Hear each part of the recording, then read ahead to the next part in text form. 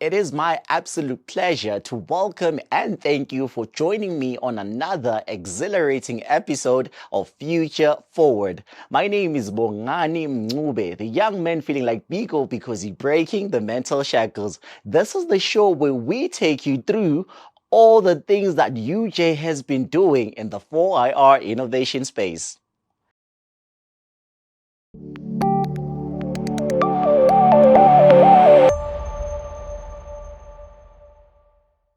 Today, we are joining Precious in her fruitful conversation with Professor Michael Rudolph. Professor Michael Rudolph is the director for the Center for Ecological Intelligence. Yes, intelligence. They are trying new ways in this evolving society to protect food, amongst other sustainable development goals.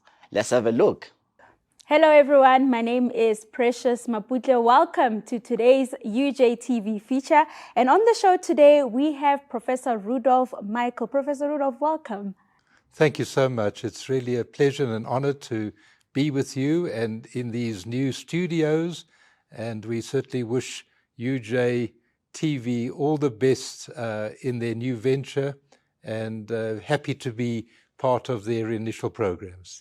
Today I know we're here to talk about your center, and we're so excited to let our viewers, our students, staff, and external stakeholders know more about the wonderful work that you're doing at the University of Johannesburg. But before we get into that, can you kindly just tell us who you are, what your background is? Just briefly tell our viewers on that. Who's Professor Michael Rudolph? Thank you, Precious. Well, I've had the great privilege of having a good education in South Africa. I went to Wits University. My late father did medicine at Wits University in the early 40s. My elder brother did medicine at Wits University. And I studied dentistry. Okay. And I qualified as a dentist. Okay, that's interesting. However, after a short while of being in practice, I realized the huge need in South Africa for public health dentistry. And I had the great merit of getting a bursary. And I actually went to Harvard University in Boston, United States. Wow. And I did my Master of Public Health. And I came back to South Africa and started the new department of public and community dentistry. I then became very involved in general public health and worked in many communities. And in working in those communities, the issue of food security came up time and time again. And I realized that we needed to address this problem. And in doing some research, I came across the idea of urban food gardens. Now, the only thing I knew about gardens that if there was a patch of lawn, I knew that was a place to play, to kick a ball, a soccer ball, a cricket ball, Plant a flower. whatever it was, but I didn't know anything about gardening per se. But for some other reason, this idea resonated hugely with me. And we started a couple of food gardens in early childhood development centers, literally where we're looking out the windows now in Hillbrow. Wow. And in Berea, in the inner city. And that literally and figuratively has grown into what now is the Center for Ecological Intelligence, which is located in the Faculty of Engineering and Built Environment. And I'm very proud to say, obviously within the University of Johannesburg, being at UJ, I've only been here for the last 4 years, having been at Wits for many years, but it has been just a very exciting, stimulating, and rewarding experience. All right, Prof. Thank you so much. I didn't know you went to Harvard. That's amazing. Thank you for that perspective on your background. and the journey to the Center for Ecological Intelligence.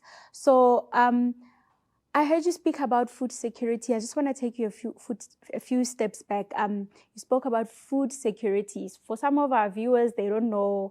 It seems like an easy term, food security, but we might not really comprehend fully what food security is. Is it securing food in the fridge? Is it, so I just want you to break down the term for some of our viewers out there who might not fully comprehend what food security entails.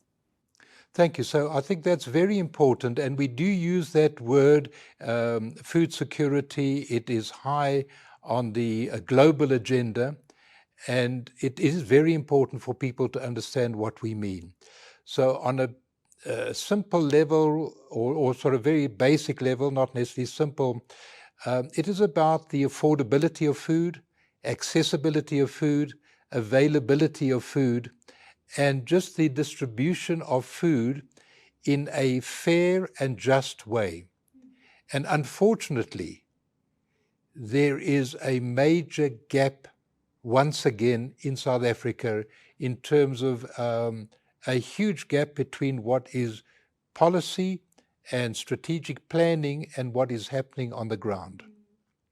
And so our aim in our center is to develop concepts of addressing this, of people growing their own food, people growing food so that they can enjoy dietary diversity, which is a major problem as well. So I also wanted to emphasize that when we talk about food security, we always add food and nutrition security. So food can be just, for example, you can have a lot of grain, you can have a lot of wheat, but if you don't have dietary diversity to include all the vegetables and legumes and herbs and indigenous plants that are available, which are incredibly nutritious, that also doesn't address the problem. And our research, and I think it's important to say that while we are sitting here in the midst of the city of Johannesburg, which is one of the 40 biggest cities in the world, 37% of the wider Johannesburg community are food insecure. Now that is a huge number. When you think of a total population in the broader Johannesburg metropole of about 5 million, you don't need to be too good at maths to understand what 37% is. People going to bed hungry, people only eating 2 meals a day, people eating the wrong kinds of food. Now, when I say the wrong kinds of food, it's not because of choice, it's because of poverty. So there is a high prevalence of people eating high carbohydrates, namely white bread, high sugar to give them energy, and high salt to make whatever they've got tasty. So it's a statement rather than a criticism. It's not that people are just indulging in the fast foods. It's purely because of poverty. And as a result of that, that has major health implications. So when I was at medical school, as one example, we were taught that the profile of people who had diabetes would be people over the age of 55, people who were immobile, and people who were overweight. Today, young girls of 12 and 13 are getting diabetes. Now, it's not that genetics have changed, it's purely lifestyle, eating habits, and what I have just mentioned. Something that I mention so often. When you've been to our site, you've seen the beautiful spinach that we're growing and the kale. Now that contains a lot of iron. The prevalence of anemia in South Africa is ridiculously high. And here is available iron through vegetables and green leafy vegetables that provided they are well prepared. So again, food security extends not just about the availability and the affordability and the accessibility. It's about dietary diversity, and it's about food preparation, because you can have the most beautifully grown, healthy grown, organic food, but if it's badly prepared, you lose all the nutrients. So what I would like to share with the listeners, that it is across the whole, it's about the growing of the food, the range of food products, it's the preparation of the food, it's making it accessible and it available and affordable. Wow, In that the was communities very in insightful. which they live. My perspective on what food security had nothing to do with everything you highlighted. But I'm grateful. I'm sure our viewers are also finding it quite insightful. Now, you also spoke about on the ground, what's happening on the ground and the differences on the different levels. I want to find out what's happening on the ground in terms of the Center for Ecological Intelligence. What are you doing? Thank you, Precious. I think that's such an important thing, and particularly representing a university such as UJ, which very proudly is now #1 in research. Yes.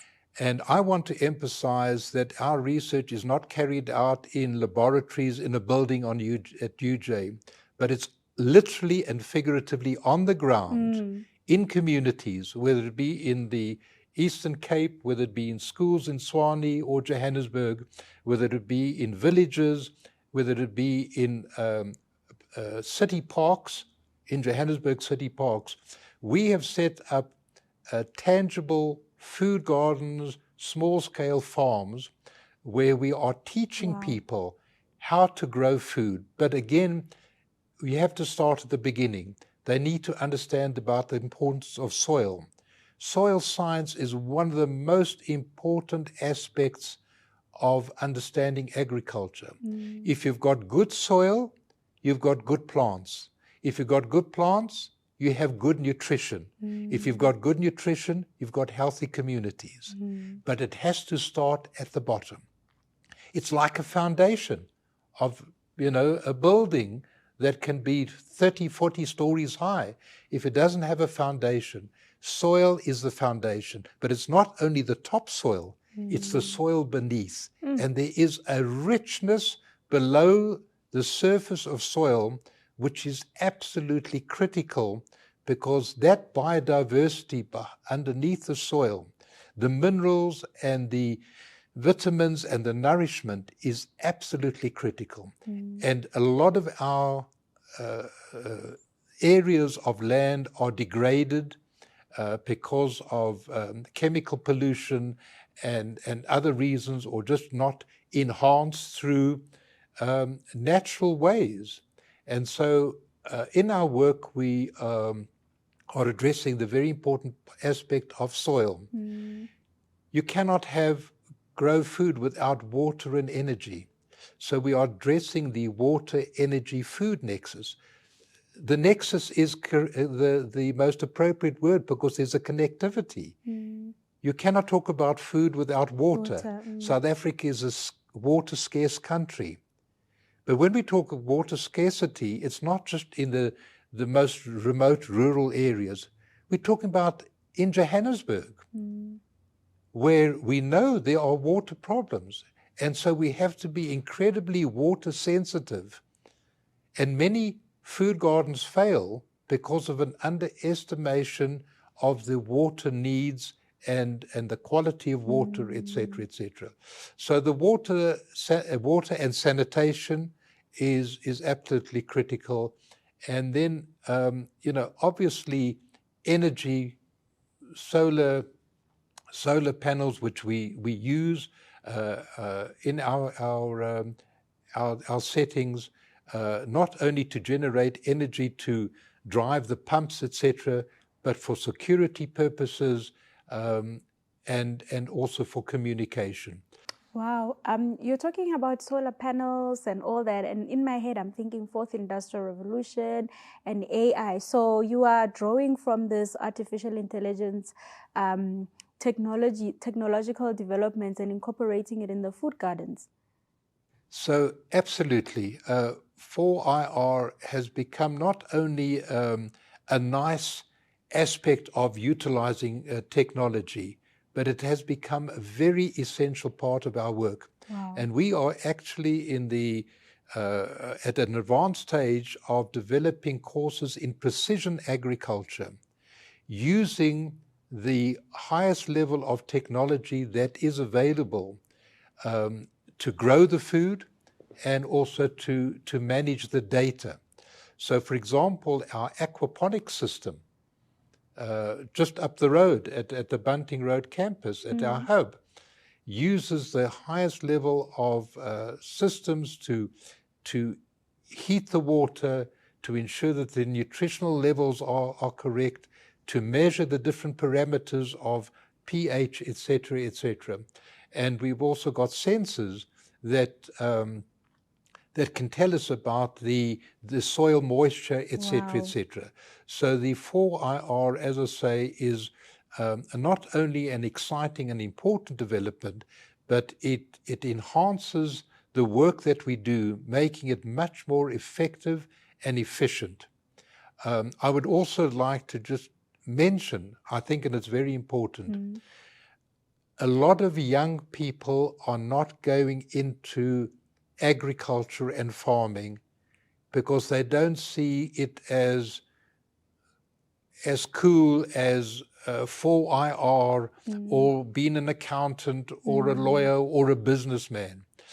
But what we are trying to say to young people, that in terms of small-scale agriculture or even large agriculture, there is so much scope that if you've got a flair for IT or communications or for marketing, all of those apply across the food chain, and there are incredible career opportunities and job opportunities using 4IR today, rather than the old image of a farmer with a big heavy pick in his hand, with the emphasis on his, or on a big tractor and hard work. I'm not saying that it's not hard work, but there is this availability of technology that one can just grow food and produce food and process food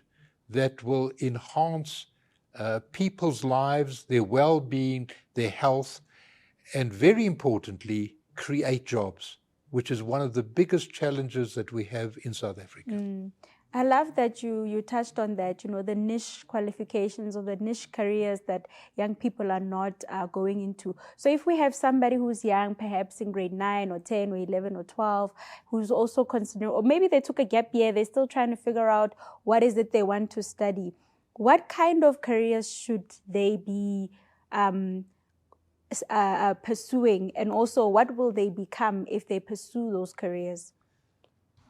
So, Precious, again, it's a very important question. There is no doubt that the agricultural industry per se offers incredible opportunities, whether it be setting up food gardens in schools, whether it be in villages, whether it be in community settings. It's not only on those 10,000 hectare farms that are also available. But I also want to mention something very important. And that is, we are promoting a multi and transdisciplinary approach to our, what we call agroecology. So we are growing food using agricultural principles, but being incredibly sensitive to the ecology. Number one, we are being sensitive to culture. We are being embracing design, architectural design, graphic design, industrial design. We are working with mechanical engineers, electrical engineers, intelligent systems. We're working with the Faculty of Science in terms of botany and zoology. We're working with the Faculty of Education. So to answer your question, each one of those that I've mentioned, there could be another opportunity in terms of the broader agricultural aspect. We're working with an ex-student from architecture who now does our designs. Wow, We're working yes. with industrial design who are helping us enhance our work. When we design new structures and buildings, we get architecture to design a structure, but to include water and energy and plants within that structure. So what I'm saying is that the career opportunities are vast. And what is really exciting at UJ is the so many of our academic colleagues are embracing the agricultural expertise, but bringing their own discipline to enhance that. So as I say, you know, intelligent systems, we've now got a PhD student. We've got somebody from botany looking at growing potatoes in sand using the fish waste. So the students are also quite involved at the center, I see, in terms of research, and we have both undergrad and postgrad? Absolutely. Okay. So, you know, we have students from both, and so the training, and I want to emphasize the training and the teaching, which starts off by creating an awareness, which we're talking about today. Because so often when I start telling people, say, wow, I didn't realize that there were these opportunities. So it really starts at creating an awareness. And that's why our work at schools is so important, because this is where you are planting seeds in people's minds in terms of looking to the future. And so by setting up these food gardens, which are not just to produce food, but it's an educational aspect of teaching people about water conservation, about energy, about soil, about design, etc., etc. But very importantly, to see possibly future career opportunities. And so we offer a range of training and teaching. We are Agri-CETA accredited from NQF level 1 to NQF level 5. Wow, okay. So, of course, as a university, there is an emphasis on master's and PhD and postgraduate. But the reality is that as a university too, we've got a huge obligation to address many people, thousands, hundreds of thousands, millions of young people who will never have access to a tertiary education. And therefore we need to address the educational aspects of them and offer NQF level 1, where somebody has to just be numerate and literate on a basic level, and they can learn about soil and water and pest management and intercropping, etc., etc., and get a job. And I'm pleased to say that our Vice-Chancellor, Prof Impedi, his particular focus on is social on impact, societal issues and having societal impact. And therefore the importance of UJ is not only to be number one in research, but happily, as you know, number one in addressing the social, the sustainable development goals, and very importantly, having a societal impact through our work. So we cannot function in isolation anymore. We really have to engage with our communities who have been and still remain terribly disadvantaged. And as such a high prominent university with its credibility, we too have an important responsibility to reach out. We're not going to be able to address all the problems, but what our role is to do is to develop models, to measure the models, to report on those models, and then for government or corporates to replicate those. Phenomenal. So, Prof, you said you've been around, and I'm assuming also the center, for 4 years or so. What are the highlights over the past 4 years? There have been a number of highlights. I must admit, just working with colleagues, I've mentioned our academic colleagues from all the faculties. That's been an absolute highlight. But equally importantly is to work with the operations staff at UJ, whether it be the head of campus the Chief Operating Officer, Prof Importi, and so many other colleagues who have just given us their backing and support. And then also just engaging with the students who just have found our work exciting. So that has been a very important highlight. I would like to emphasize that the support and encouragement from our previous Vice-Chancellor, Prof Chilitsi Mawala, stands out as such an important highlight for me. His visionary leadership, his working with him and taking UJ to new levels, but very importantly, in spite of his incredible busyness, he found the time to come and see our projects, at DFC and at APB.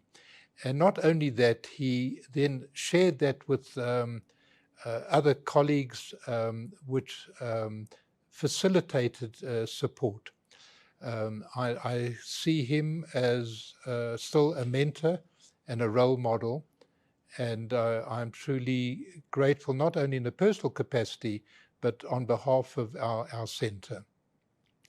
The other highlight that I would like to mention is the formal approval by Senate almost 3 years ago of our center as a formal structure within UJ and the Faculty of Engineering and Built Environment.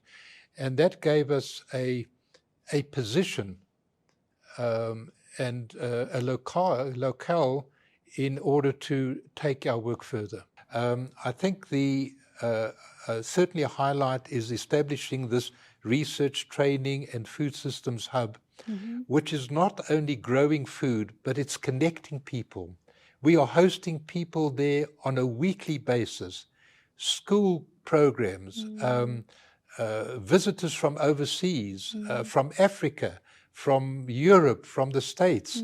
So it's been a wonderful hub of not only the research and growing food and doing some internal teaching, but it's been truly a facility for connecting with UJ colleagues, but also with the wider community. I think another aspect of the work is the development of this sustainability plan with the support of Prof Impedi, where we truly want to make a UJ campuses the greenest, cleanest, and sustainable campuses. So instead of talking about landscaping, we're talking about foodscaping. We've just been requested to set up 28 food gardens at all the residences on all four campuses. What we have started is also leading to something to the future. And that for us is also an important thing, that it's not a short-term quick fix, but we are building a platform that is already stimulating such wonderful excitement and interest that will ensure that our younger generation will get the benefit from the sustainability plan.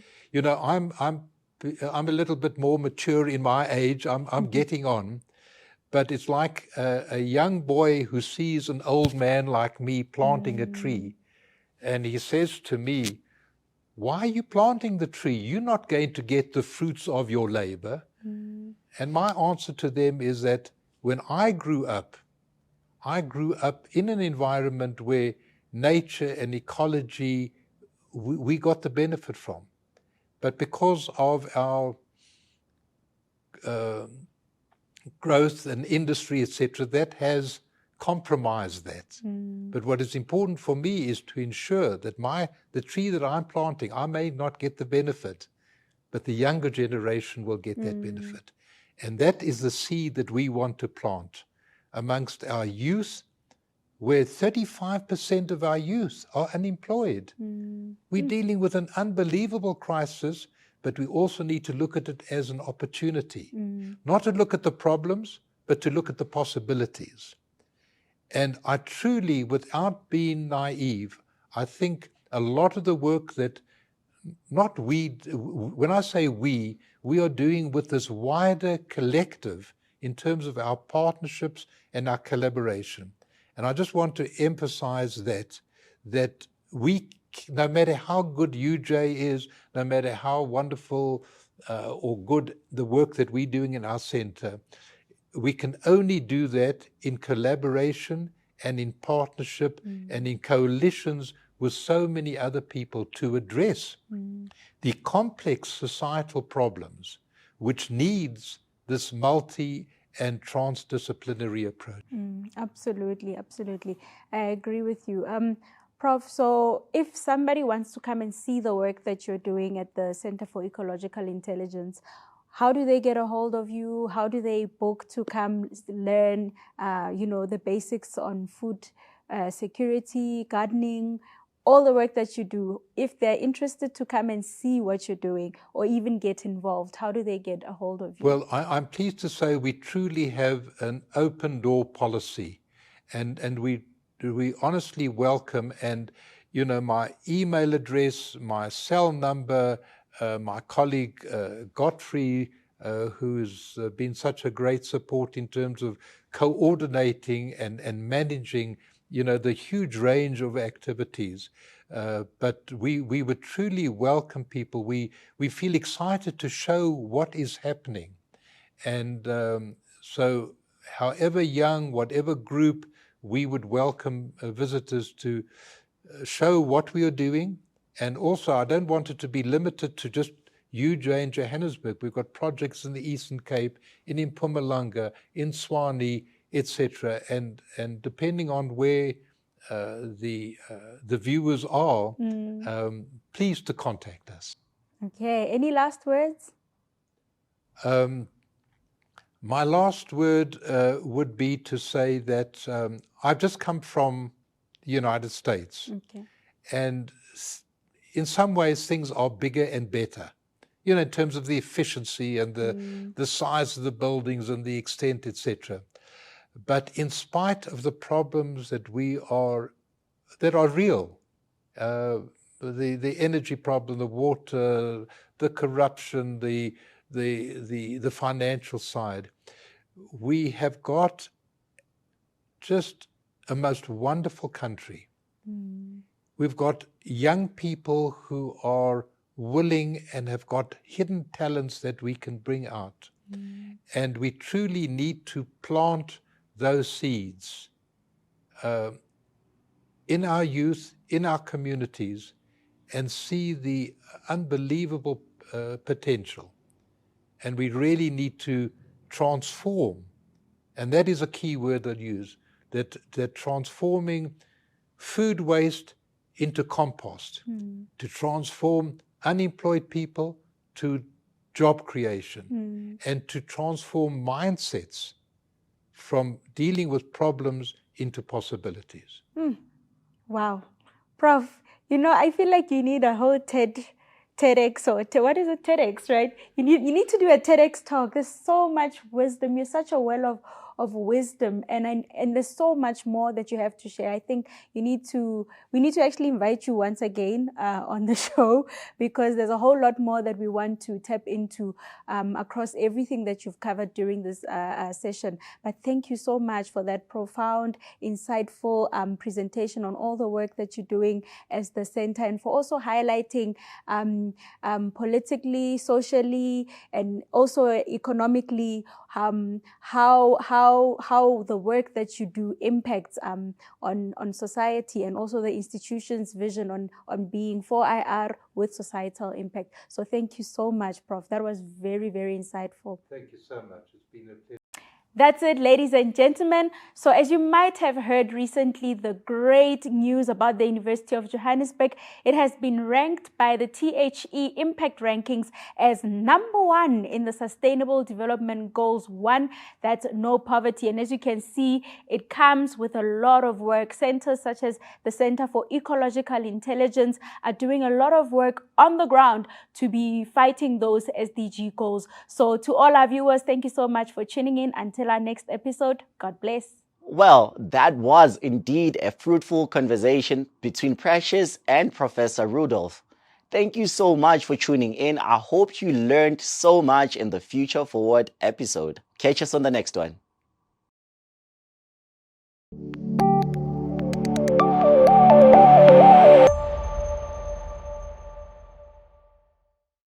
The University of Johannesburg, the future reimagined.